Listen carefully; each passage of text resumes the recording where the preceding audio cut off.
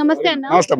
ఈసారి మనకి సెంట్రల్ నుంచి ముఖ్యంగా తెలిసిన విషయం ఏంటి అంటే వర్గాల విభజన అని చెప్పేసి అంటున్నారు. డిలిమిటేషన్ గురించి వచ్చిన వార్త ఇది. అయితే రాష్ట్రాల వారీగా మనకు 50 మంది మహిళలకు కేటాయిస్తున్నారు సీట్లు అని చెప్పారు. 181 సీట్ల వరకు కూడా మహిళలకు ఉంటాయి అంటున్నారు.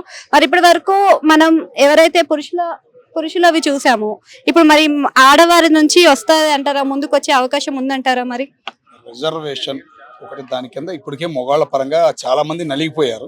ఆడాళ్ళు నలిగిన చరిత్ర కూడా రావాలి భారతదేశానికి అని చెప్పేసి ఇది ప్రవేశపెట్టారని నేను అనుకుంటున్నానమ్మా. ఇప్పుడు ఆడాళ్లే ముందుండారు దేనిలో చూసుకున్నా గానీ, ఏది మన రివర్స్ అవ్వటంలో గానీ, పారిపోవడంలో గానీ, తన్నడంలో గానీ, ఏది పరంగా చూసుకున్నా గానీ ఆడాళ్లే ముందు అన్నారు. మనం ఒక మాట అనాలన్నా ఆడాలని 1-2 సార్లు ఆలోచించాల్సిన పరిస్థితి వచ్చింది. కాబట్టి వాళ్ళకి ఇంకా స్వేచ్ఛ ఇవ్వడానికే, రాజకీయంలో కూడా స్వేచ్ఛ ఇవ్వడానికే రీసెంట్ గా మన రోజా గారు లాంటి వాళ్ళు మంత్రులు అయ్యారు. అట్లాంటి వాళ్ళు ఇంకా పెరగడానికే.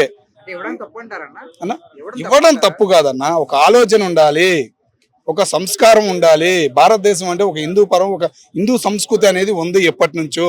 దాన్ని గంగలో కలిపినట్టే కదా.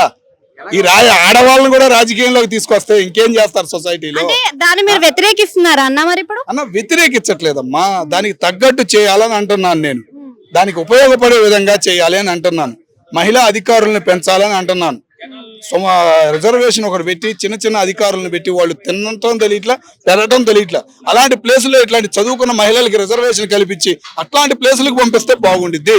ఎమ్మెల్యేలు ఎంపీలకు వచ్చి వాళ్ళు ఏం చేస్తారమ్మా? వాళ్ళు ఏమన్నా భయపెట్టగలరా అధికారులను? ఏమన్నా అదే అధికారం ప్లేస్ లోకి వీళ్ళు వెళ్ళారనుకో సొసైటీ బాగుపడిద్దమ్మా. ఒక సొసైటీలో ఒక మార్పు అనేది మొదలయ్యిద్ది. మన ప్రధాని ఇందిరాగాంధీ అయినప్పుడు మరి ఆమె భయపెట్టలేకపోయిందంటారా?